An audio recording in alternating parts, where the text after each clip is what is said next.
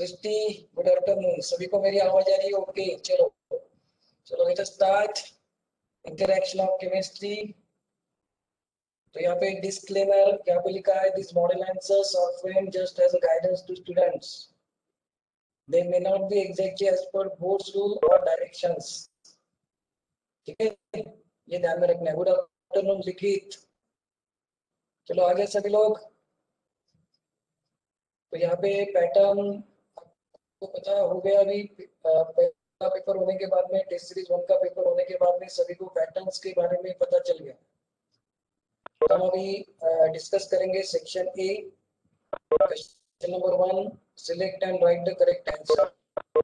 और यहाँ पे मैं आपको एक बात बता दूं कि सेक्शन ए में 10 आंसर 10 क्वेश्चंस होते हैं, मल्टीपल चॉइस क्वेश्चंस होते हैं। यहाँ पे मैंने देखा है कि बहुत सारे स्टूडेंट ने क्वेश्चन लिख के छोड़ दिए। ऐसा आपको नहीं करना है। यहाँ पे 4 में से एक आंसर होता ही है, 4 अल्टरनेटिव्स है, उसमें से एक आंसर होता है। अगर आपको आंसर परफेक्ट नहीं मालूम है तो 4 में से एक आंसर आपको वहां पे लिखना है। ठीक है, खाली मत छोड़ो। 25% आंसर आपके पास है तो उसको खाली मत छोड़ो। बहुत सारे पेपर में मैंने देखा था कि बच्चों ने आंसर लिखे नहीं। ऐसा मत करो। ठीक है, भगवान की दया होगी तो आपके आंसर करेक्ट भी हो सकते हैं। ठीक है, तो तुक्का मारो। यस, अभी भी नहीं रहा तो तुक्का मारो। यस, किसी ने तो नहीं बताया। बढ़िया, well thank you for guidance.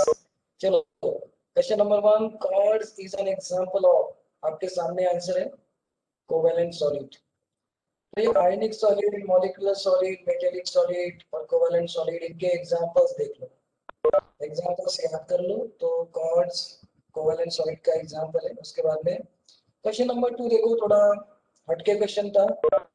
Solution A contains 7 gram per liter of MgCl2 and solution B contains 7 gram per liter of NaCl at room temperature, the osmotic pressure। ठीक है, तो what is osmotic pressure? सबको पता है कि osmotic pressure ये qualitative property है and the qualitative property depends on the number of particles। ये बात आपके दिमाग में रहना चाहिए। qualitative property depends on the number particles. तो अगर पार्टिकल्स हमें निकालना है तो नंबर ऑफ मोल्स निकालेंगे हम, ये भी आपको पता है। तो जिसके नंबर ऑफ मोल्स ज्यादा रहेंगे, जिसके नंबर ऑफ मोल्स ज्यादा रहेंगे वही आपका आंसर रहेगा। तो यहाँ पे देखते हैं कि 7 ग्राम किसका दिया है? Magnesium chloride. 7 gram of magnesium chloride दिया है, MgCl2 दिया है 7 ग्राम मैग्नीशियम क्लोराइड। अब मैग्नीशियम क्लोराइड का जो मोलर मास है वो 95 है। ये आपको निकालना पड़ेगा कि मैग्नीशियम का दिखा तो ये 24 प्लस 71 इक्वल टू 95। ये हमारा मोलर मास है मैग्नीशियम क्लोराइड का। सो देयरफॉर 7/95, n की वैल्यू होगी 7/95। ठीक है, उसके बाद में MgCl2 का अगर हमने डिसोसिएट किया, इफ यू डिसोसिएट MgCl2 तो यहाँ पे हमें Mg2 प्लस और 2Cl माइनस आयंस। तो सॉल्यूशन में टोटल 3 पार्टिकल्स रहेंगे। सॉल्यूशन में टोटल 3 पार्टिकल्स रहेंगे। तो जो नंबर ऑफ मोल्स आप निकाले हैं उसमें क्या करना पड़ेगा? मल्टीप्लाई करना। 3 से मल्टीप्लाई करो तो ये बनेगा हमारा 21/95। तो करीब करीब ये आ जाता है 0.22 के करीब आ जाता है। ओके, उसी तरह से 7 gram of NaCl, 7 gram of NaCl क्या है? तो इसके नंबर ऑफ मोल्स निकालेंगे हम। तो N is equal to 7/58 5। अब यहाँ पे पार्टिकल्स कितने हैं? नंबर ऑफ पार्टिकल्स कितने होंगे NaCl के? Anyone can answer. Number of particles कितने रहेंगे NaCl के? NaCl के नंबर ऑफ पार्टिकल्स कितने रहेंगे? NaCl के नंबर ऑफ पार्टिकल्स कितने रहेंगे? Na plus Cl minus. तो यहाँ पे 2 पार्टिकल्स रहेंगे। सृष्टि ने बताया कि 60 ने बताया 2 पार्टिकल्स रहेंगे। तो इसको हम मल्टीप्लाई करेंगे 14/58.5, ये करीब करीब आ जाता है 0.23। तो number of moles of particles किसके ज्यादा है?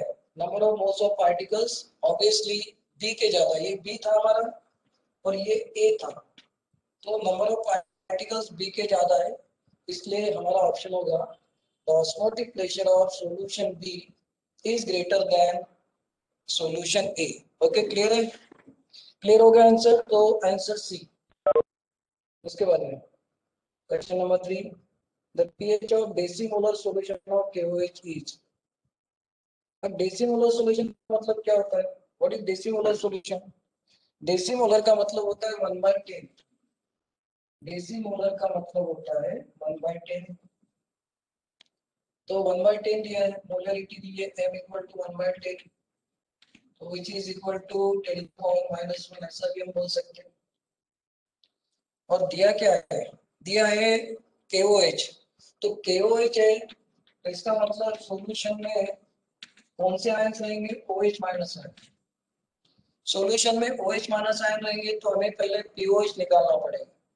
यहाँ पे पहले POH फाइंड आउट करो, and therefore POH is equal to negative log concentration of OH minus ion, negative log 10 to the power -1, तो ये आएगा 1। अब pOH की वैल्यू 1 है, तो pH की वैल्यू क्या रहेंगी? pOH की वैल्यू 1, तो pH की वैल्यू हमारे पास एक फार्मूला है। फार्मूला क्या है? pH plus pOH is equal to 14।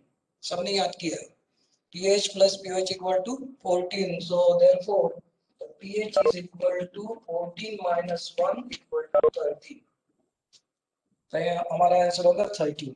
तो आंसर इज 30। ओके, उसके बाद में देखो आगे, which of the following is is not an extensive property? तो obviously molarity। अब molarity extensive क्यों नहीं है?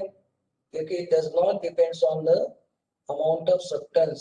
आपने 100 मिलीलीटर वाटर लिया या 100 मिलीलीटर सॉल्यूशन लिया या फिर आपने 1000 लीटर सॉल्यूशन लिया, तो भी मोलरिटी वही रहेगी, बदलेंगी नहीं। तो molarity is not an extensive property. उसके बाद क्वेश्चन बी में देख लो, rate constant for the reaction दिया है और उसका यूनिट दिया है। यूनिट आपको याद करना पड़ेगा, ध्यान में रखना कि आपको इस तरह के क्वेश्चन में आपको फर्स्ट ऑर्डर रेट कांस्टेंट का यूनिट, सेकंड ऑर्डर का तो नहीं है अपने सिलेबस में, जीरो ऑर्डर का यूनिट वो याद करना पड़ेगा। तो ऑब्वियसली दो ही ऑप्शन है, एक तो जीरो ऑर्डर या फर्स्ट ऑर्डर या जीरो, दो ही रहेगा। ये ध्यान में रखना कि हमारे सिलेबस में क्या है, हमारे सिलेबस में फर्स्ट ऑर्डर या जीरो ऑर्डर है, तो अपना दिमाग लगाना है यहाँ पे। तो एक तो फर्स्ट ऑर्डर या जीरो ऑर्डर रहेगा, तो एक का यूनिट याद कर लो। तो आपको मालूम है कि फर्स्ट ऑर्डर रिएक्शन का जो यूनिट होता है रेट कांस्टेंट का, वो टाइम इनवर्स होता है। क्या होता है? Time inverse. तो यहाँ पे यूनिट क्या दिया है? सेकंड इनवर्स दिया है। तो सेकंड इनवर्स से इसका मतलब है फर्स्ट ऑर्डर रिएक्शन है, तो हमारा ऑप्शन होगा सी। वैसे भी ऑप्शन आपके सामने है, आंसर भी आपके सामने है, तो ऑप्शन 1 आएगा। इसके बाद क्वेश्चन नंबर बी देख लो। Next question, isopropyl bromide. चलो, आइसोप्रोपिल ब्रोमाइड और अल्कोहलिक KOH आप ही बताएंगे आंसर। आइसोप्रोपिल ब्रोमाइड और अल्कोहलिक KOH क्या बनेगा? Isopropyl bromide, alcoholic KOH, elimination reaction होगी, और एलिमिनेशन रिएक्शन होने के बाद भी बनेगा क्या? पहला प्रोडक्ट क्या रहेगा? तो यहाँ पे पहला प्रोडक्ट रहेगा प्रोपीन। क्या बनेगा? प्रोपीन बनेगा। CH3 CH double bond CH2। मैं बताता हूँ, ब्लैक बोर्ड पे लिखो, आइसोप्रोपिल ब्रोमाइड। तो आइसोप्रोपिल ब्रोमाइड का जो फार्मूला है वो CH3, उसके बाद में यहाँ पे CH, उसके बाद में Br और CH3। अल्कोहलिक KOH लिखा है यहाँ पे, अल्कोहलिक KOH। तो Br यहाँ से निकलेगा, हाइड्रोजन यहाँ से निकलेगा, तो ये बन जाएगा हमारा CH3, उसके बाद में CH double bond CH2। Okay, propene बन गया। अब प्रोपीन की रिएक्शन हमने की है HBr के साथ में, प्रोपीन की रिएक्शन HBr। तो यहाँ पे हमें क्या फॉलो करना है? यहाँ पे हमें मार्कोनिकॉव रूल ध्यान में रखना है, मार्कोनिकॉव चाचा को ध्यान में रखना है। यहाँ पे मार्कोनिकॉव चाचा वेरी इंपॉर्टेंट, तो मार्कोनिकॉव रूल को याद करेंगे हम। और यहाँ पे Br यहाँ पे आ जाएगा हाइड्रोजन यहाँ पे, निगेटिव पार्ट CH की तरफ। तो ये बनेगा CH3 CH और उसके बाद में Br और CH। ओके, ये बन गया। उसके बाद में एक्वेस KOH, उसके बाद में एक्वेस KOH के साथ में रिएक्शन है, तो ऑब्वियसली ये Br is replace by OH, Br को OH से रिप्लेस कर दो और फाइनली आंसर आएगा A option. Option is a, यहाँ पे Br is replace by KOH। Aqueous KOH के साथ में एलिमिनेशन रिएक्शन होगी और एक्वेस KOH के साथ में सब्स्टिट्यूशन होगा और अल्कोहलिक KOH के साथ में एलिमिनेशन होगा। ये बात ध्यान में रखना, आपको आंसर मिल जाएगा। Question number 8, phenol on distillation with zinc dust gives benzene. 11 class का क्वेश्चन है, 11 क्लास में हो चुका था। उसके बाद में देखो hydroxy benzene on reaction with CH3 in aqueous NaOH solution followed by hydrolysis with acid gives। तो ये रिएक्शन कौन सी है? ये वाली जो रिएक्शन है वो है this is Rymer थीमन reaction.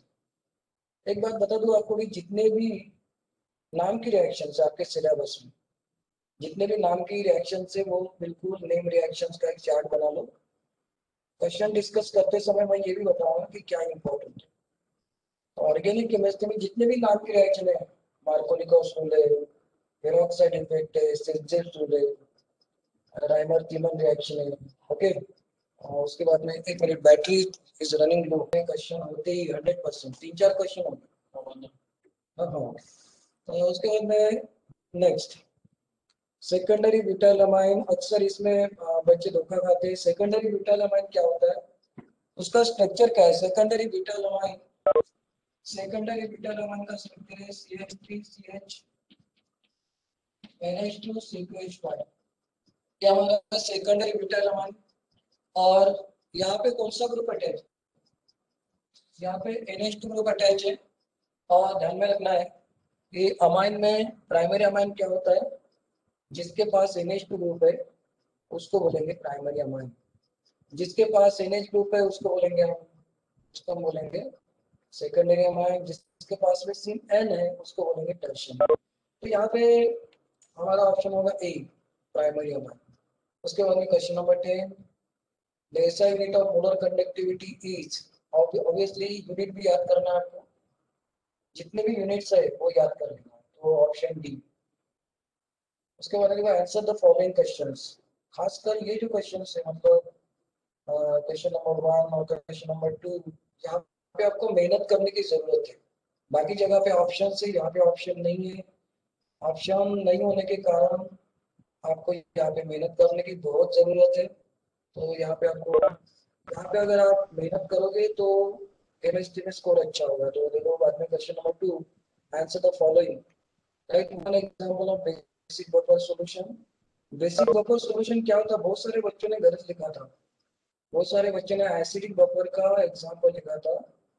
Basic buffer होता है, it is a salt of weak base. क्या होना चाहिए? वीक बेस होना चाहिए। Sorry, it is a mixture of weak base and it's salt with strong acid.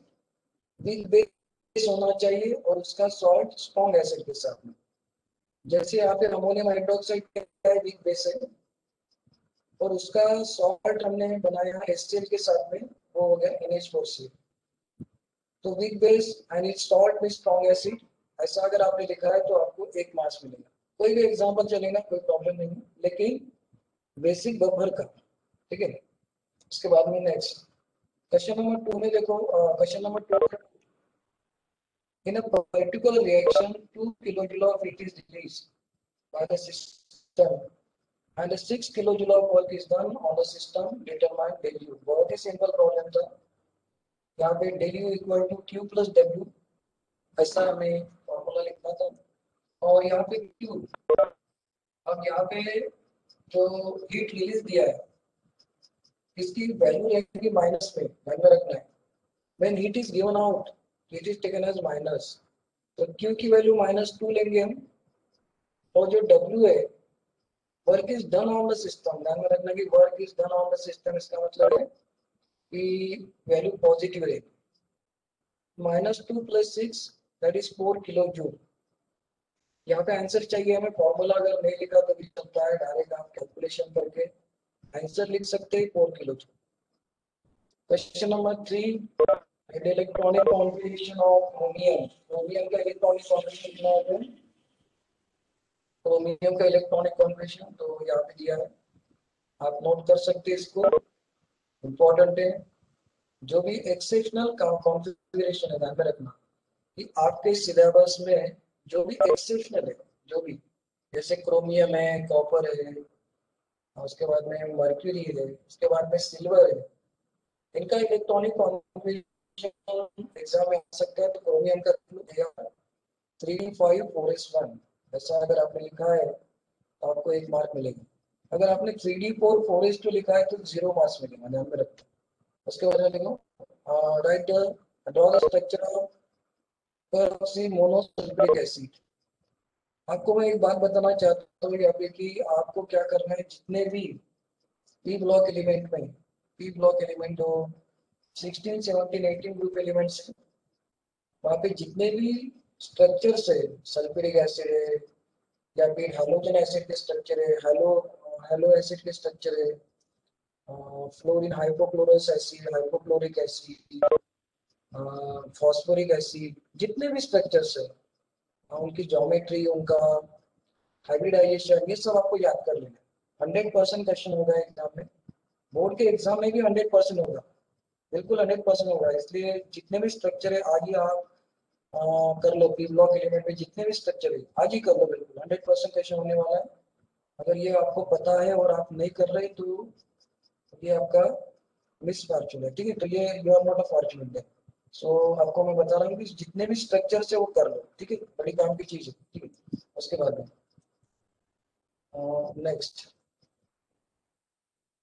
Next question,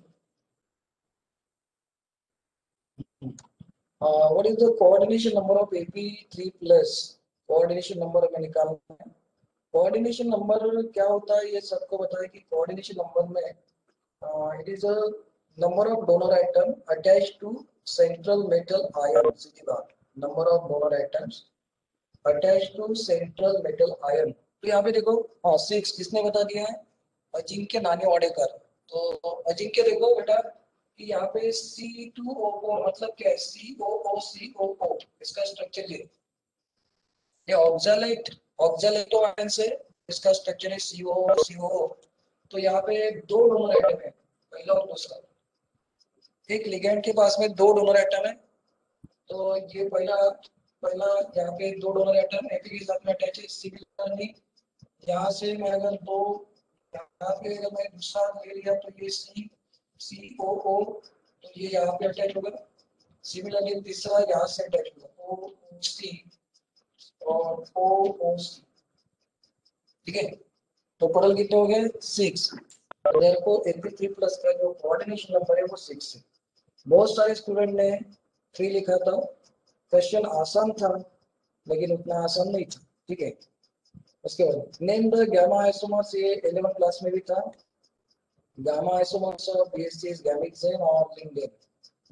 उसके बाद में right the IPC name of monomer of natural rubber. यहाँ पे बहुत सारे लोगों ने आइसोप्रीन लिखा था, आइसोप्रीन करेक्ट नहीं है, आइसोप्रीन उसका कॉमन नेम है। Isoprene is not the systematic IPC name नहीं है। सिस्टमैटिक आईपीसी नेम आपके सामने है, 2-methyl-1,3 butadiene। उसके बाद में next right the name of the product obtain by the reaction of glucose with bromine water. Bromine water के साथ में ग्लूकोनिक एसिड बनता है, ठीक है। और नाइट्रिक एसिड के साथ में क्या बनता है? सैकेरिक एसिड, ध्यान में रखना। नाइट्रिक एसिड के साथ में सैकेरिक एसिड और ब्रोमीन के साथ में ग्लूकोनिक एसिड। उसके बाद में section B, attempt 88, explain Frenkel defect. यहाँ पे एक्सप्लेनेशन होना चाहिए पहले। एक्सप्लेनेशन किताब में दिया है, ज़्यादा डिटेल्स में एक्सप्लेनेशन लिखने की जरूरत नहीं है, टू द पॉइंट आपको लिखना है। एक्सप्लेनेशन में क्या लिखना है? when the this defect is observed in case of ionic solid, and in ionic solid sometimes the cations or anion displaced from its regular site and occupy the interstitial position, creating the vacancy. and therefore Frankel defect is an example of vacancy defect as well as interstitial defect. ये आप लिख सकते हैं. तो इसके ऊपर आपको mark मिलेगा. Density of the crystals remain the same. Density will not change. ये भी आप पॉइंट यहाँ पे ऐड कर सकते हैं. इंपॉर्टेंट पॉइंट है. उसके बाद में डायग्राम बनाना है, करेक्ट डायग्राम बनाना है, उसके ऊपर आधा मार्क्स है. एग्जाम्पल लिखना है. एक बात ध्यान में रखना है कि जब भी आप कोई भी एक्सप्लेनेशन लिखोगे या कोई डेफिनेशन लिखोगे, डेफिनेशन, तो डेफिनेशन में भी आपको एग्जाम्पल लिखना है. ठीक है. उसके बाद में next question number 4. 5% aqueous solution of cane sugar, molar mass 342 gram per mole, has freezing point of 271 Kelvin. Calculate the freezing point of 5% aqueous glucose solution. तो यहाँ पे कुछ नहीं, डेल्टा टीएफ का खेल है. तो यहाँ पे देख लो कि डेल्टा टीएफ का जो फॉर्मूला होता है, डेल्टा टीएफ का फॉर्मूला क्या है, KF into W2 into 1000 divided by M2 into W1. सबको पता है, याद करो. अब जो केन शुगर है उसके लिए हम डेल्टा टीएफ निकालेंगे. Delta TF equal to T0F minus TF. T0F क्या है, this is the freezing point of water. Freezing point of water कितना है, 273.15. TF is the freezing point of cane sugar, और वो freezing point of cane sugar is 271. तो 273.15 minus 271, तो वो आ गया 2.15. तो डेल्टा टीएफ की वैल्यू हमने निकाल ली 2.15. This is for the cane sugar. तो delta TF equal to 2.15 is equal to KF. अब यहाँ पे 5% aqueous solution of cane sugar, इसका मतलब क्या हुआ, 5% aqueous solution of cane sugar. तो इसका मतलब ये हुआ कि हमारे पास 5 ग्राम of cane sugar is dissolved in 95 gram of water. ये हमें ध्यान में रखना है कि 5% का मतलब क्या है, 5 ग्राम of cane sugar, ठीक है, is present in 95 gram of water.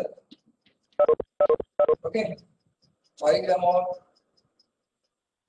Cane sugar, 5 gram मतलब यहाँ पे W2 कितना हो गया, W2 हो गया 5 ग्राम, और ये हो गया W1, और इसका M2 कितना है, इक्वल टू 342. तो ये वैल्यू पुट करो यहाँ पे. तो ये वैल्यू पुट करने के बाद में यहाँ पे जो बनेगा, delta T equal to 2.15 KF into 5 into 1000 342 into 95. इसके ऊपर आधा मार्क्स है. तो इसको मैंने इक्वेशन 1 किया है. उसके बाद में फॉर द ग्लूकोज के लिए भी हम डेल्टा टीएफ निकालेंगे. Delta TF glucose is equal to क्या आ रहा है देखो, KF into 5 into 1000 180 into 91. यहाँ पे भी 5% दिया है, 5% ग्लूकोज सोल्यूशन दिया है. इसका मतलब 5 gram is dissolve in 95 gram of water. इसका जो मोलर मास है 180. अब हमने क्या किया, इक्वेशन 2 को इक्वेशन 1 से डिवाइड कर दिया. तो ऑब्वियसली मैथमेटिक्स से इसके आगे में मैथमेटिक्स आपका अच्छा है, मेरे से आपका अच्छा है. तो डेल्टा टी ऑफ ग्लूकोज की वैल्यू हमने निकाल ली, और वो वैल्यू आती है 4.085. तो डेल्टा टी ऑफ ग्लूकोज एक और दूसरा फॉर्मूला है T0F माइनस TF. यहाँ पे हम वैल्यू पुट करेंगे 4.085 273.15 माइनस TF. तो इस तरह से आंसर आएगा 269.065. तो थोड़ा लेंदी प्रॉब्लम था, लेकिन शॉर्टकट से आप कर सकते हो. इस तरह का डिस्ट्रीब्यूशन भी दिया है, मार्क का डिस्ट्रीब्यूशन भी वहाँ पे दिया. Question number 5, derive the relation between pH and pH. बहुत ही सिंपल क्वेश्चन है, आसान क्वेश्चन है, और एग्जाम में आता है. ये वाला जो क्वेश्चन है ये बहुत बार एग्जाम में, मतलब जब प्रीवियस ये तो अभी इंट्रोड्यूस हुआ है चैप्टर, इसके पहले के एग्जामिनेशन में जैसे 2010 2011 में था, तो ये क्वेश्चन आता था हमेशा.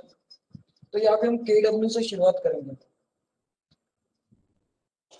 तो यहाँ पे हम KW जो है, KW आप ये भी ले सकते हैं, KW equal to H plus sign concentration और OH माइनस साइन कॉन्सेंट्रेशन, ऐसा भी ले सकते हैं, 10 to the power minus 14 at 298 kelvin, ऐसा भी हम ले सकते हैं। या फिर हम H प्लस के जगह पे यहाँ पे H प्लस की जगह पे हम H2O प्लस भी ले सकते हैं, ठीक है। टेकिंग द लॉग, दोनों साइड का लॉग ले लो, और लॉग लेने के बाद में यहाँ पे आ गया minus log H2O plus plus log 10 OH minus equal to minus 40। अब मैथमेटिक्स से नेगेटिव साइन से मल्टीप्लाई करो, नेगेटिव साइन से मल्टीप्लाई करोगे तो आपको negative log H2O plus minus log OH minus मिल जाएगा, और विच इज इक्वल टू 40। और नेगेटिव लॉग H2O प्लस का मतलब pH होता है, और नेगेटिव लॉग OH माइनस का मतलब होता है pOH होता है। तो therefore pH plus pH equal to 14। तो डिस्ट्रीब्यूशन दिया है, कैसा कैसा डिस्ट्रीब्यूशन है वहाँ पे दिया है।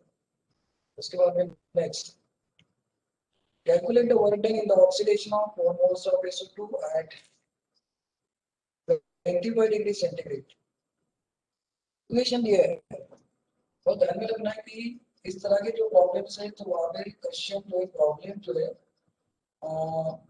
अच्छे से पढ़ना है। यहाँ पे क्या बोला कि work done in oxidation of 4 moles, और हमने क्या किया 2 मोल्स के लिए निकाल लिया, तो इक्वेशन में तो oxidation of 4 moles of SO2 हमें क्या करना पड़ेगा, हमें 4 से मल्टीप्लाई, मतलब 2 से मल्टीप्लाई करना पड़ेगा। जो हमारा इक्वेशन दिया है उसको 2 से मल्टीप्लाई करना पड़ेगा, तो 2 से मल्टीप्लाई करो, तो 2 से जब हम मल्टीप्लाई करें तो इक्वेशन हो जाएगा 4SO2 plus 2O2 giving 4SO3। अब हमें डेल्टा एन निकालना है, number of moles of products minus number of moles of reactant. तो यहाँ पे लिख लो कि number of moles of product कितने 4, और total number of reactant 6, 4 minus 6 minus 2, W equal to minus delta n RT, formula हमारे पास है। इसको सॉल्व करना है, R की वैल्यू पुट करो, और फाइनली आंसर आता है पॉझिटिव्ह में आता है, आंसर पॉझिटिव्ह में आता है 4552। याच्या आजूबाजूला आंसर असेल तरी मार्क दिलेले आहेत, ओके। उसके बाद में देखो state and explain Kohlrausch's law, statement लिखा तो 1 मार्क मिलेगा, और उसका एक्सप्लेनेशन। अब किताब में बहुत सारा एक्सप्लेनेशन दिया होगा, तो यहाँ पे स्टेटमेंट मैं आपको बता दूं कैसे लिखना है, और एक्सप्लेनेशन कैसे लिखना है। स्टेटमेंट क्या लिखोगे आप, स्टेटमेंट कुछ नहीं, हम लिखेंगे कि एट इनफाइनाइट डाइल्यूशन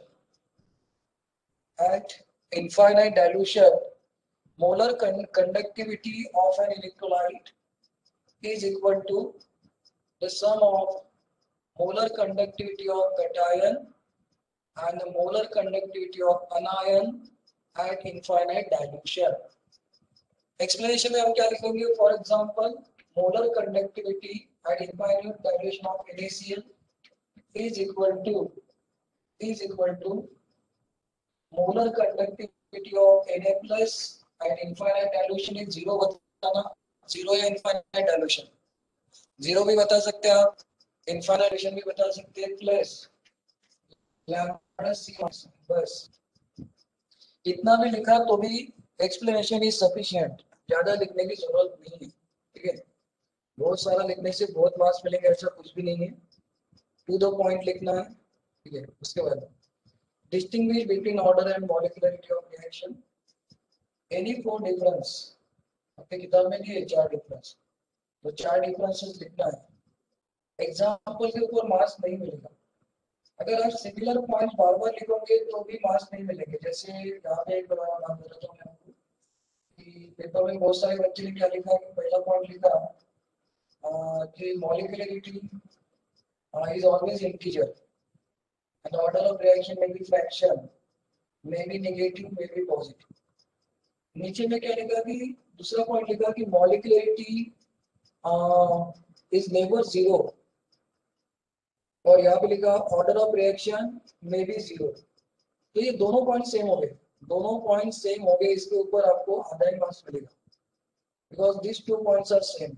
तो आपको ये अवॉइड करना है, डोंट राइट सिमिलर पॉइंट्स, ठीक है, ये बात आपको ध्यान में रखना है। ओके, आदित्य, उसके बाद में देखो right note on inter एलोजन compounds. अब इंटर एलोजन कंपाउंड्स, इसमें यहाँ पे डेफिनेशन पहले आपको लिखना है। डेफिनेशन लिखते समय आपको प्रिकॉशन लेना है कि इंटर एलोजन कंपाउंड की डेफिनेशन बहुत सारे बच्चों ने लिखी है कि कंपाउंड बिटवीन टू एलोजन, ऐसा नहीं लिखना, कंपाउंड बिटवीन टू डिफरेंट एलोजन ऐसा आना चाहिए, ठीक है। रिलेटिव द क्या आएगा, inter एलोजन compound, the compound between two different halogen ऐसा आना चाहिए। उसके बाद में एक्सप्लेनेशन लिखना है, एक्सप्लेनेशन दिया है, इसका फार्मूला दिया है, कौन सा बड़ा रहेगा, कौन सा छोटा रहेगा, कौन सा इलेक्ट्रोनेगेटिव रहेगा, उसके बारे में लिखना है। एग्जाम्पल लिखो, कोई भी एक एग्जाम्पल करेक्ट एग्जाम्पल लिखना है। यहाँ पे बहुत सारे बच्चों ने क्या किया है, एग्जाम्पल लिखते समय CLF लिख दिया, चलेगा नहीं। यहाँ तो करेक्ट एग्जाम्पल क्या है, CLF3 है, BRF5 है, ठीक है, आयोडीन F7 है। तो कोई भी एक एग्जाम्पल आप लिख सकते हो, लेकिन एग्जाम्पल करेक्ट होना चाहिए, डोंट राइट इनकरेक्ट एग्जाम्पल। उसके बाद है क्वेश्चन नंबर 10, लैंथेनाइट कॉन्ट्रैक्शन। ये इसको बोल सकते हैं कि ये बहुत ही इंपॉर्टेंट क्वेश्चन है, इसको मैं 5 स्टार क्वेश्चन बोलता हूँ। लैंथेनाइट कॉन्ट्रैक्शन हर साल एग्जाम में होता है और इस साल भी होगा 100%। लैंथेनाइट कॉन्ट्रैक्शन से रिलेटेड बिल्कुल 100% कुछ ना कुछ क्वेश्चन होगा। तो लैंथेनाइट कॉन्ट्रैक्शन की डेफिनेशन यहाँ पे देखो, यहाँ पे दी है, डेफिनेशन लिखना है। उसके बाद में explanation of reason of contraction. क्या है रीजन, दो रीजन है। पहला रीजन क्या है, nuclear charge, and the atomic number increases from cm to lutetium। ये ज्यादा एक्सप्लेन करने के लिए ज्यादा एक्सप्लेन नहीं करूंगा क्योंकि आपको सब पता है, आपने पढ़ा है, किताब में दिया। तो as the atomic number increases from cerium 58 to lutetium 71, nuclear charge increases by +1 unit। And second reason is the poor shielding effect of 4F subshell because of its diffuse shape। So combined effect is there is a decrease in atomic and ionic data। बस to the point shortcut में लिखना, कोई भी marks आपका कटेगा।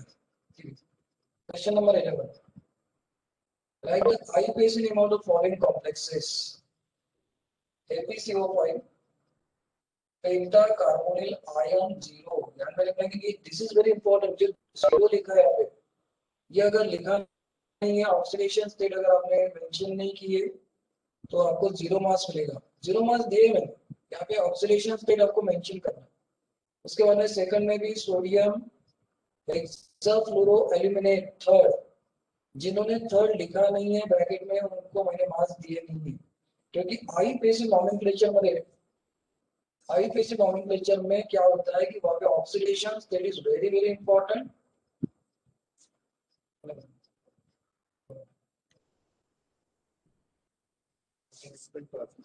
अच्छा,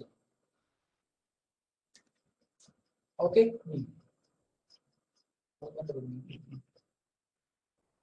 1 minute,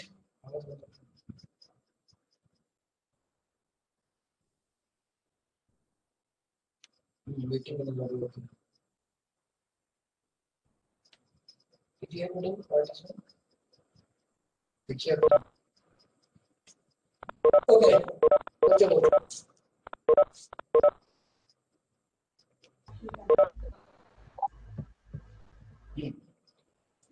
ठीक है, रुकावट के लिए खेल है, टेक्निकल प्रॉब्लम्स है तो उसके आगे नहीं।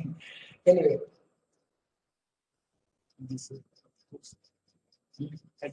हाँ ठीक है ना, हाँ तुम्हारा तो एडमिट करेगा ना। ओके ओके, बहुत सारे बच्चे बाहर थे अभी तक। आई पेज नेम हो गया, what is the action of alcoholic KOH and aqueous KOH, इसके बारे में बताया मैंने कि एक्वेस केओएच के साथ में क्या होता है, एक्वेस केओएच के साथ में होता है अल्कोहलिक केओएच के साथ में एलिमिनेशन रिएक्शन होती है। यहाँ पे CH3CH और आइसोप्रोपिल ब्रोमाइड, यहाँ पे Br होना चाहिए, Br लिखा नहीं है तो वो बनता है CH3 CH double bond CH2 बनता है। यहाँ पे करेक्शन कर लेना थोड़ा। उसके बाद में Br आया, नीचे में आया, और एक्वेस केओएच के साथ में बनता है अल्कोहल। तो ये बात ध्यान में रखना है, ठीक है। कमिंग टू नेक्स्ट, हमारे how will you prepare phenol from cumene, ये भी बोर्ड में बहुत बार क्वेश्चन आ चुका है। Most of the questions are from the board, previous year board questions are there. तो मोस्ट ऑफ द क्वेश्चंस यही से उठा के लिए थे। तो फिनॉल फ्रॉम कीमिंग, तो यहाँ पे देख लो कि ये कीमिंग का फॉर्मूला है, और पहले स्टेप में वेटिंग, एक मिनट, पहले स्टेप में ये क्या बनेगा, एक मिनट, एक मिनट, 1 मिनट। हाँ, तो पहले स्टेप में बनेगा क्यूमिन हाइड्रोपेरोक्साइड, एडिशन करना है। यहाँ पे जो कोबाल्ट एक्टिनेट और 423 केल्विन इज वेरी इंपॉर्टेंट, आधा मार्क्स है उसके ऊपर, ये भी आपको लिखना है। उसके बाद में सेकंड स्टेप में होता है डिकम्पोजिशन, डाइल्यूट HCl और डेल्टा, इसके ऊपर आधा मार्क्स, ये भी आपको ध्यान में रखना है, ठीक है। Next, what is the action of dry ice on the ethyl magnesium iodide, ये भी इंपॉर्टेंट क्वेश्चन है, बोर्ड में बहुत बार आ चुका क्वेश्चन है। तो यहाँ पे ड्राई आइस और इथाइल मैग्नीशियम आयोडाइड, एरो पे ड्राई ईथर इंपॉर्टेंट है, ड्राई ईथर होना चाहिए। अगर ड्राई ईथर आपने नहीं लिखा तो you will lose half marks. तो पहले स्टेप में कॉम्प्लेक्स फॉर्म होगा। कॉम्प्लेक्स कैसे फॉर्म होता है कि अल्काइल ग्रुप कार्बन के साथ में अटैच होगा और ऑक्सीजन के साथ में MgR। तो पहले स्टेप में कॉम्प्लेक्स, और दूसरे स्टेप में हाइड्रोलिसिस, एसिड हाइड्रोलिसिस, एरो पे H+ होना चाहिए, एरो पे H+ होना चाहिए। तो एसिड हाइड्रोलिसिस होने के बाद में यहाँ पे बनेगा प्रोपेनोइक एसिड। तो दो स्टेप है, 2 step carries 2 marks. Question number 5, state Rolle's law of the solution of non-volatile solute। Non volatile solute के लिए आपको लॉ लिखना है, आपको वोलाटाइल सोल्यूट के लिए लॉ लिखना नहीं था। तो यहाँ पे लिखा है, देखो यहाँ पे स्टेटमेंट दिया, आप पढ़ लो। In solution of non-volatile solute, the vapor pressure of solvent over the solution is equal to the vapor pressure of pure solvent multiplied by its mole fraction in the solution। यहाँ पे explanation देने की कोई जरूरत नहीं थी, बहुत सारे बच्चों ने एक्सप्लेनेशन यहाँ पे दिया है। No need to write explanation, it will create a bad impression. आपको स्टेटमेंट लिखना है। आप एक दूसरा स्टेटमेंट भी लिख सकते हैं कि relative lowering of vapour pressure is equal to mole fraction of solute और the solution containing non volatile solute, ऐसा भी आप स्टेटमेंट लिख सकते हैं। ओके, उसके बाद में मोलर मास ऑफ सोल्यूट दिया है, रिलेशन दिया है डेल्टा टी भी directly proportional to M. M का मतलब मोडालिटी होता है, ये आपको पता है। एम की वैल्यू हम निकालेंगे, एम की वैल्यू है W2 × 1000 divide by M2 × W1। इस तरह से फाइनल इक्वेशन आता है। तो M2 और डेल्टा टी दोनों के बीच में रिलेशन आता है। इस तरह का क्वेश्चन होता है एग्जाम में, 100% होता है। Relation between molar mass and elevation in the boiling point, molar mass and the relative loading of vapor pressures। तो ये सब डेरिवेशंस आपको कर लेना है। बहुत सारे पार्टिसिपेंट वेट में देखते कौन है यहाँ पे।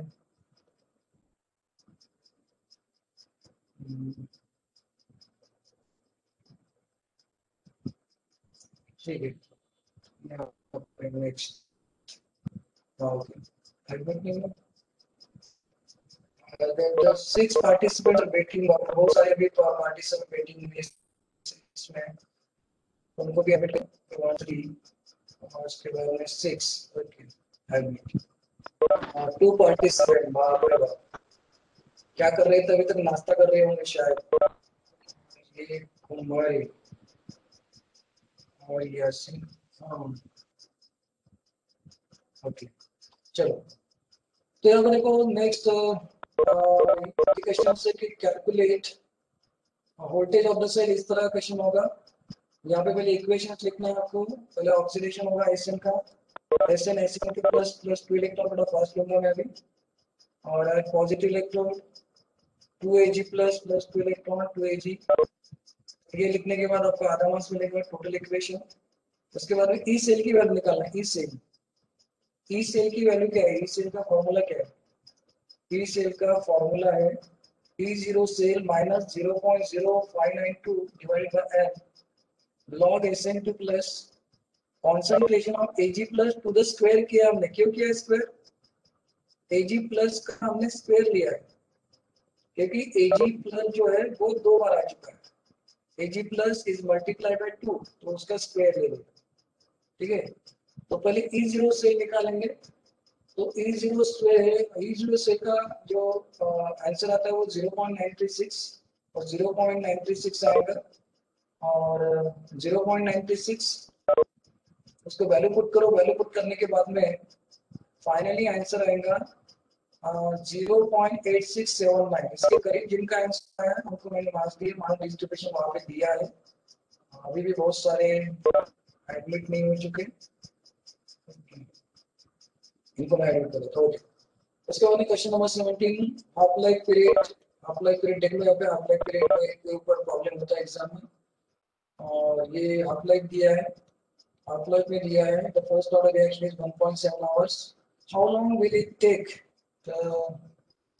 टू क्या दिया इधर इस साइड में या थोड़े यहाँ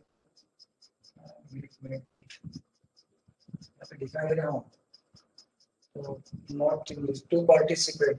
अभी आना जाना ही चालू है। ओके, तो यहाँ पे देखो हाफ लाइफ दिया आपको, तो हाफ लाइफ का क्या करना है? हाफ लाइफ कितना दिया है? टी हाफ दिया 1.7 आवर्स। इसको हम मिनट में कर सकते हैं। मिनट में नहीं करना है तो can keep it in the hour also. A0 की वैल्यू 100 है, 80 की वैल्यू कॉन्सेंट्रेशन ऑफ 80 मतलब कितना बाकी रहा, तो 20% रिएक्ट हो गया तो 80% बाकी रहा। तो 80 की वैल्यू रहेगी 80 that is concentration of A at the time T equal to 80। K की वैल्यू निकालेंगे K equal to 0.693 T half. Okay, तो इसकी वैल्यू 0.693 डिवाइड बाय 102 तो ये आ जाएगा। K की वैल्यू मिल गई। अब हमारे पास फार्मूला है T equal to 2.303 divided by K log A0 upon 80। तो वैल्यू पुट करो, आंसर मिल जाएगा 32.9 मिनट। और जिनका आंसर आवर में इसका आंसर आता है, आवर में आता है 0.54 के करीब आ जाता है आवर्स। अरे बहुत सारा बात एक तो तुम्हें यार क्या पानी आ रहा है कौन सा मिल रहा है? ओके, एनीवे चलो अब ज्यादा बातें नहीं करूंगा। जल्दी जल्दी एक बार थोड़ा फास्ट होंगे थोड़ा सा। ये देखो यार हाँ, इसके अलावा उसका question number 18 explain anomalous behaviour of oxygen. इस तरह क्वेश्चन होता है, एनोमलस नेचर करके रखो। ऑक्सीजन या फिर क्लोरीन दोनों में से एक आएगा। एनोमलस नेचर का रीजन दिया है यहाँ पे, उसका रीजन लिखना है, उसके ऊपर 1 मार्क्स है। उसके बाद एनी 4 प्रॉपर्टीज ऑफ ऑक्सीजन वो आपको लिखना है। उसके बाद question number 19 what are actinides, definition लिखना है। The elements after actinium showing the properties similar to actinium are called as actinides. Why salt of Pi+4 are colorless? तो यहाँ पे इलेक्ट्रॉनिक कॉम्बिनेशन लिखो, उसके ऊपर 1 मार्क्स। उसके बाद में यहाँ से ये पता चलता है कि Pi+ not containing electrons, तो यहाँ पे अनपेड इलेक्ट्रॉन नहीं है, no digit transition and therefore the salts are colorless. Okay, उसके बाद coming to next 20 ENA rule दिया है किताब में, बहुत सारे बच्चों ने गलत लिखा है। और इस ENA रूल, ENA रूल क्या होता है? The central metal ion accept the electrons from the ligand so that it attain the electronic configuration of nearest noble gas। ये ENA रूल है। उसके बाद में फॉर्मूला लिखना है Z - X+Y। Z की वैल्यू 28, X का मतलब ऑक्सीडेशन स्टेट होता है, वो यहाँ पे 0 है। और Y की वैल्यू है number of electron donated bye ligand, वो है 8। तो टोटल ENA की वैल्यू आती है यहाँ पे 36। ओके, जनरली ये वैल्यू जो होती है नियरेस्ट नोबल गैस का जो नंबर है वही आता है। तो इस तरह से आपको ये सॉल्व करना था। कमिंग टू नेक्स्ट प्रॉब्लम की तरफ जाएंगे। ओके हाँ चलो, उसके बाद मेरे को 21 का आंसर देख लो। यहाँ पे ईथर का फॉर्मूला दिया था और hot axis of hot HF के साथ में रिएक्शन है। तो पहले स्टेप में अल्काइल हाइड्राइड इथाइल हाइड्राइड तैयार हो गया और आइसोप्रोपाइल हाइड्राइड। उसके बाद में हाइड्रोलिसिस किया हमने, तो हाइड्रोलिसिस करने के बाद में अल्कोहल इथाइल अल्कोहल तैयार होंगे और उसके बाद में आइसोप्रोपाइल अल्कोहल। तो इथाइल अल्कोहल का हम ऑक्सीडेशन करेंगे तो एसिड मिलेगा और आइसोप्रोपाइल अल्कोहल का ऑक्सीडेशन करेंगे तो एसीटोन मिलेगा, मतलब कीटोन मिलेगा। तो यहाँ पे ये भी आंसर हो सकता है, या फिर दूसरा आंसर ऐसा हो सकता है कि जो हमारा जो स्टार्टिंग कीटोन है ये जो हमारा ईथर है ये भी हो सकता है CH3O या फिर CH2 और उसके बाद CH CH3 और C2H1 ये भी हो सकता है। तो ओके, ये भी ईथर पॉसिबल है, तो दोनों करेक्ट है। उसके बाद नेक्स्ट एक्सप्लेन अल्डोल कंडेंसेशन। हमेशा ये क्वेश्चन आता है अल्डोल कंडेंसेशन के ऊपर, इंपॉर्टेंट क्वेश्चन है, अच्छे से करके रखना है। अल्डोल कंडेंसेशन का एक्सप्लेनेशन यहाँ पे दिया है। ये formation of beta hydroxyaldehyde from the aldehyde containing alpha hydrogen atom, that is called as aldol condensation। यहाँ पे रिएक्शन दिए, एक्सप्लेनेशन के ऊपर 1 मार्क, और रिएक्शन में 2 स्टेप है। पहले स्टेप में फॉर्मेशन ऑफ अल्डोल और दूसरे स्टेप में क्या है कि फॉर्मेशन ऑफ अल्कीन। तो इसका मतलब यहाँ पे 1 मार्क्स, तो 2 marks. Coming to next, how will you prepare ethylamide from थायलामाइड। ये भी इंपॉर्टेंट रिएक्शन है। थायलामाइड आपके सामने अल्कोहलिक केओएच के साथ में रिएक्शन, तो यहाँ पे आपको क्या करना है, H is replace by K, H के बदले K रिप्लेस कर दो तो N क्या आ जाएगा। दूसरे स्टेप में इथाइल है, तो यहाँ पे K is replace by ethyl, और फाइनली यहाँ पे सोडियम हाइड्रोक्साइड के साथ में रिएक्शन करना है, और फाइनल हमें मिल जाएंगे यहाँ पे आंसर C2H5NH2 मिल जाएगा, इथाइल अमाइन। 3 स्टेप है तो 3 स्टेप को 1-1 marks. Question number 24, denaturation of proteins। The precipitation of protein is called as denaturation of protein। इसमें आप थोड़ा सा एक्सप्लेनेशन दे सकते हैं। Classification, fibrous protein, globular protein. Explanation plus example आधा मार्क्स, एक्सप्लेनेशन प्लस एग्जांपल आधा marks. Question number 25, write the reactions of preparations. तो यहाँ पे रिएक्शन लिखना है, preparation of Teflon, preparation of polyacrylate nylon 6 किताब में दिया है 1 mark. Explain any 3 principle of green chemistry। यहाँ पे ध्यान में रखना है कि when you are going to write a principle of green chemistry you should write illustration, क्योंकि 3 मार्क का क्वेश्चन है। सिर्फ प्रिंसिपल लिखने से काम बनेगा नहीं, एक्सप्लेन करना है, तो वहाँ पे इलस्ट्रेशन लिखना जरूरी है। इसलिए मैंने marks sir notification column side करना। अच्छा, नोटिफिकेशन कहाँ गया, notification column, particular notification column आता गेला का,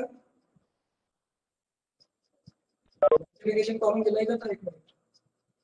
ओके ठीक है, आता हाँ, ओके चलो, हाँ आता ठीक है, ओके आता बघा। नेक्स्ट आता attempt any 3 the unit cell of the metallic cellular is FCC if the radius of Ag atom is 144.4 pm। calculate the age length of unit cell and the volume of unit cell, ये आपको निकालना है।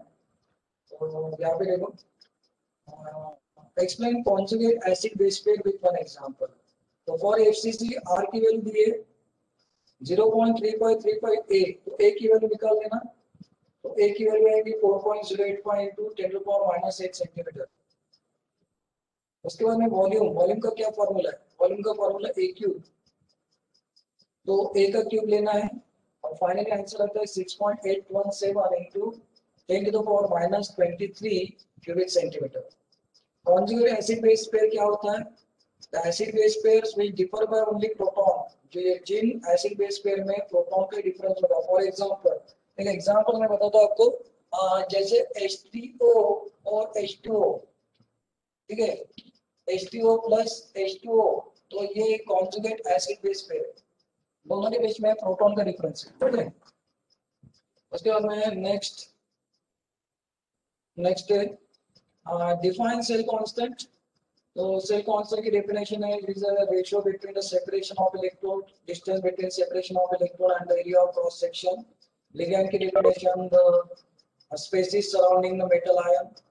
उसके बाद में what is the action of chlorine on Fe and excess of NH3। तो reaction यहाँ पे दी है, करेक्ट रिएक्शन लिखना है, बैलेंस रिएक्शन लिखना है, तो ये आपको पूरे मार्क्स मिलेंगे। तो यहाँ पे रिएक्शंस लिखना है आपको 1 mark. Then write any 4 properties of interstitial compound. किताब में 4 प्रॉपर्टीज दी है, करेक्ट 4 प्रॉपर्टीज लिखना है, तो हर प्रॉपर्टीज को आधा marks. What is the action of CrO2 Cl2 in carbon disulphide on toluene.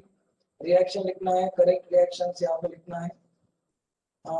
CrO2 Cl2 in carbon disulphide on toluene यहाँ से बनता है अल्डिहाइड बनता है। This is Etard reaction. Etard reaction दी है किताब में, तो इटार्ड रिएक्शन उसके ऊपर 1 मार्क्स है।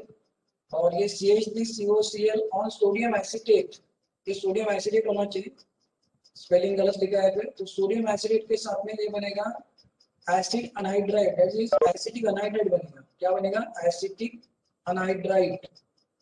ओके, उसके बाद में वाटर एनॉन्शियमर्स।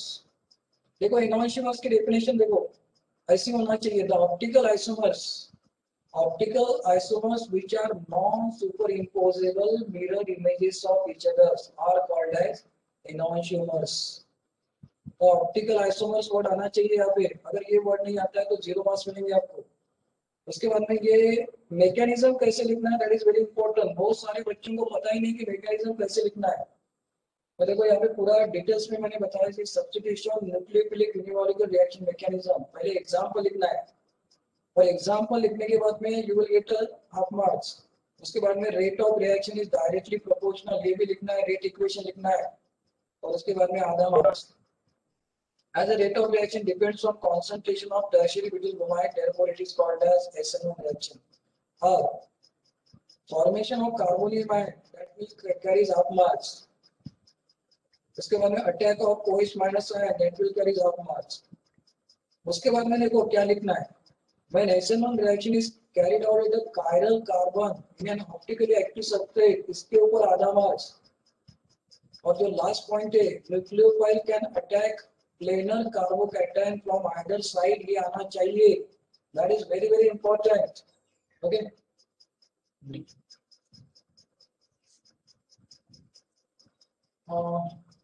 ओके, मग त्यावेळेचे क्वेश्चन कावर काय दिलं, एक मिनिट दिसून नाही आलं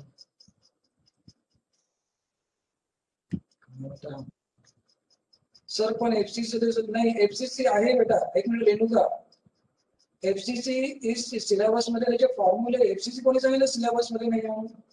एफसीसी चा तो चार्ट नाही आहे, त्याचे फॉर्म्युले आहे बेटा, त्याचे प्रॉब्लेम्स आहे रेणुका, त्याचे प्रॉब्लेम्स तुमच्या याच्यावर आहे, कशावर? तुमच्या पुस्तकामध्ये प्रॉब्लेम इज नॉट डिलीटेड, ते जर प्रॉब्लेम डिलीट केले तर मग काहीच राहणार नाही, ठीक आहे? एज लेंथ पण आहे त्याच्यामध्ये, एज लेंथ पण दिलेली आहे, तुम्ही व्यवस्थित पुस्तक वाचा, त्याच्यामध्ये प्रॉब्लेम दिलेला आहे, प्रॉब्लेम आपण पुस्तकातूनच घेतलेला आहे, पुस्तकातूनच आपण प्रॉब्लेम घेतलेला आहे, तुम्ही ते वाचा व्यवस्थित, मला लक्षात येईल की हे प्रॉब्लेम जे ते पुस्तकातून घेतलेले आहे। हा जो प्रॉब्लेम हा डिलीट केलेला प्रॉब्लेम नाही आहे, हा डिलीट केलेला प्रॉब्लेम नाही आहे, लक्षात घ्या, deleted it is not deleted. हा, तर आधीच्या याच्यामध्ये, आधीच्या चार्ट मध्ये त्यांनी, आधीच्या चार्ट मध्ये त्यांनी फक्त तेवढे डिलीटेड केलेलं आहे, म्हणून याचं रिलेशन हा डिलीट होत नाही, कारण याचे प्रॉब्लेम्स आहेत आणि प्रॉब्लेम्स मध्ये हा फॉर्म्युला आपण वापरू शकतो, ठीक आहे? ठीक आहे, ओके, लक्षात सगळ्यांना? त्याच्यामुळे तुम्ही कन्फ्युजन ठेवू नका, याचे प्रॉब्लेम्स कोणतेही डिलीट केलेले नाहीये, तर डिलीट जर केलेले नाहीये तर आपल्याला प्रॉब्लेमचे आन्सर्स वापरण्यासाठी फॉर्म्युला तर वापरावाच लागेल। नहीं नहीं, पूर्णच है, यस यस यस, पूरा पूरा नहीं है, लेकिन जो प्रॉब्लम्स है वो पूर्ण प्रॉब्लम्स है, पूरे प्रॉब्लम्स यहाँ पे है। अब देख लो डिलीटेड पोर्शन में भी देख लो क्या क्या नहीं है, वो देख लो आप, ठीक है? तो उसके बाद में देखो derive the relation between delta G and delta U for phase reaction, explain work of free expansion. देखो तो यहाँ पे दिया delta H equal to delta U plus B delta B, ये सीधा सीधा है, इसके ऊपर आधा मार्क्स। उसके बाद में P V equal to N R T, आधा marks, P V one N one R T, P V two N two R T, इसकी वैल्यू पुट करो, वैल्यू पुट करने के बाद में आधा मार्क्स, और फाइनली मिल जाएगा delta H equal to delta U plus delta. Arya गुजर कर, अब हो गया ना, टाइम हो गया, टाइम हो गया अभी, चलो last work of free expansion करता हूँ मैं admit. Okay, work of free expansion देख लो, तो the work of expansion again zero opposing force is called as work of free expansion. It is carried out in vacuum. ऐसा होना चाहिए, उसके ऊपर एक मास. और W equal to minus P external into V in vacuum. P external equal to 0 and therefore W equal to 0. इस तरह से होना चाहिए. ठीक है, तो यहाँ पे हम रुकेंगे. किसी को कोई डाउट है तो आप पूछ सकते हैं.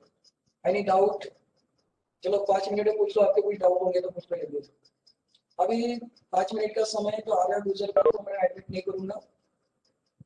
हाँ, यस, नो डाउट. ओके, ठीक है.